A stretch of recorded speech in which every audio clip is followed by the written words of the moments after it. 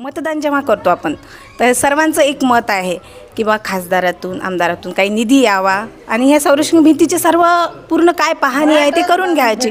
पाणी नदीचं घरात निकाल घुसलं, मातीचं घर आहे मायाला, नाही घरकुल भेटत नाही घाट बांधून भेटत। मी काय मेल्यावर आम्हाला निधी देते तर काय, तर आम्ही असं ठरलेलं आहे की आता आम्ही कोणालाच मतदान करणार नाही। पण एकाही कोणा आजपर्यंत याच्यासाठी काहीही काम ठरवलं नाही, यायला शर्मा नावाची चीज नाही राहिली। पहिली गोष्ट म्हणजे आपण पाहता संघर्ष टीव्ही आणि संघर्ष टीव्हीमध्ये मी पवन आडे आपलं सहर्ष स्वागत करीत आहोत। मित्रांनो, आज आपण आलो आहोत बेलोरा या गावी, मानोरा तालुक्यातील बेलोरा या गावी, आणि इथे या नागरिकांनी बहिष्कार टाकलेला आहे लोकसभेमध्ये मतदान करणार नाहीत। जोपर्यंत आमची समस्या सॉल्व्ह होणार नाहीत, प्रॉब्लेम सॉल्व्ह होणार नाहीत, तोपर्यंत आम्ही बहिष्कार टाकणार आणि मतदान करणार नाहीत, असं गावकऱ्यांचं म्हणणं आहे।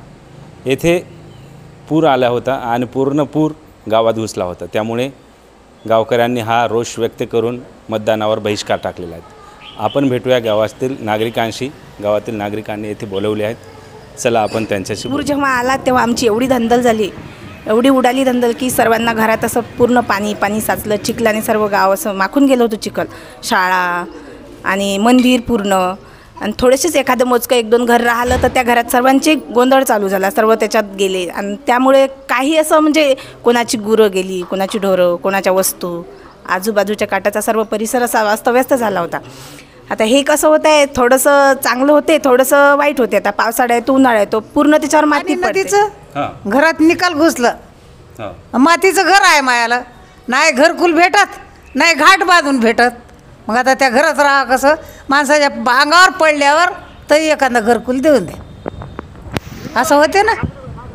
असं घरात खाले पण काही राहिलं नव्हतं, निकाला असे डबे पोहेत त्यातनी पाणी उपसून काढलं, निकाल गाळ भरलं होतं, हे असं टोंगा घेतलं, कोणी घरात नाही आलं। असं द्या बाबा आमच्याकडे पहा म्हणते, फक्त वाहून गेल्यावर कोणी येत नाही पाहायला। आता माझ्या घरात तर कोणीच नाही, माणूस नाही, काय नाही, मी एकटीच आहे। आखरी शेवटी मला त्या उपाध्याच्या घरी धरून नेलं इथून पाण्यातून। येतात 2 दिवसासाठी सर्वजण चांगलं आहे हे करतात आणि निघून जातात, त्याच्यावर काहीच प्रक्रिया झालेली नाही आहे।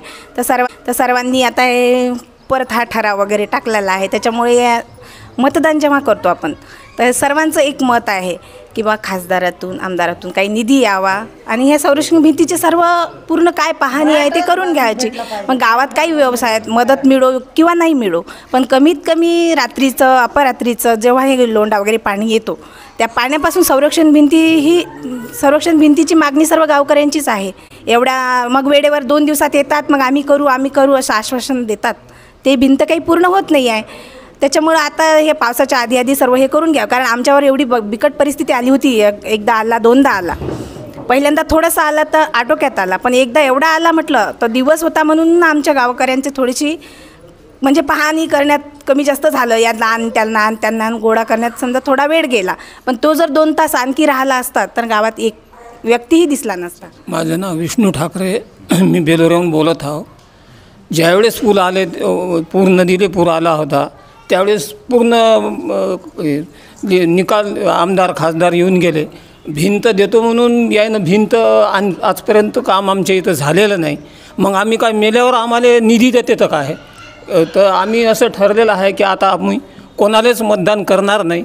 बरसातीचे दिवस आले तरी कोणी फिरून पाहायला तयार नाही। आता मतदानच्या वेळेस येऊन येते तर आम्हाला मतदान करा।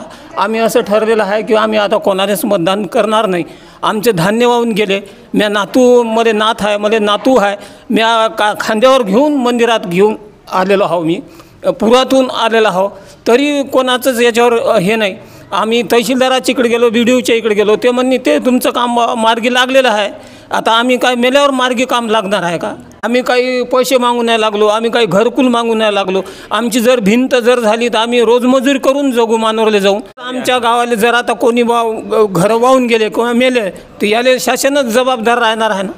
आम्ही थोडं आता आमच्या वस्तं जर झालं असतं तर एवढं मोठं काम आम्ही केलं असतं, पण आमच्या वस्तं इतकं काम जोपर्यंत भिंत होत नाही तोपर्यंत आम्ही मतदान कोणाला करणार नाही।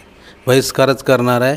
आणि आम्हाला काहीच नको, पैसा नको, काहीच नको, गाडी नको, बंगला नको, नऊवारी साडी नको, आम्हाला ते भिंतच पाहिजे. आमचा जे हे पूर संरक्षण भिंतीचा जे विषय आहे, त्या पूर संरक्षण भिंतीसाठी 10 ते 15 वर्षापासून आम्ही झटत आहोत. आणि पूर्वी जे आता जे या खरोखर या गावाला जे धोका निर्माण झालेला आहे, हा जो राष्ट्रीय महामार्ग आहे याच्यामुळे गावाला धोका निर्माण झाला आहे. कारण पहिले जे जुना पूल होता तर त्याची जी पुलाच्या भिंती होत्या ते गावाच्या वेगळ्या साईडला होत्या.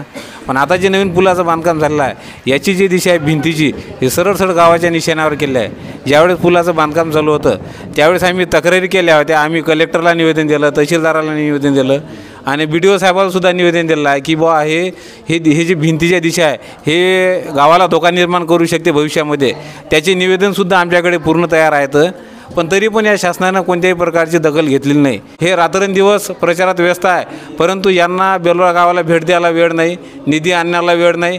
मग आम्ही याच्यावर भरोसा ठेवावा कसा?